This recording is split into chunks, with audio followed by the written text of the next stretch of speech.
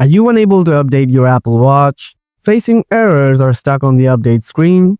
It might happen due to network issue or low storage problem. Don't worry, in this video, I'll show you how to fix Apple Watch update issues. So no more wasting time, let's get started. Solution 1. Check and free up storage. First, open up the Settings app from your Apple Watch. Scroll down, tap General, scroll down again and find the storage option. Tap on it.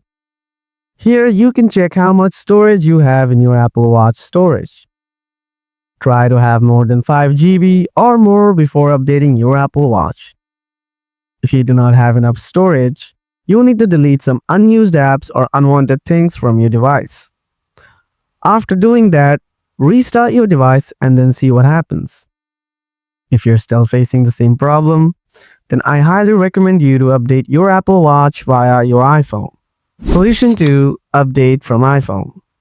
Grab your iPhone, open the Watch app, tap General, now tap Software Update. Now download and install the latest update for your Apple Watch from your iPhone.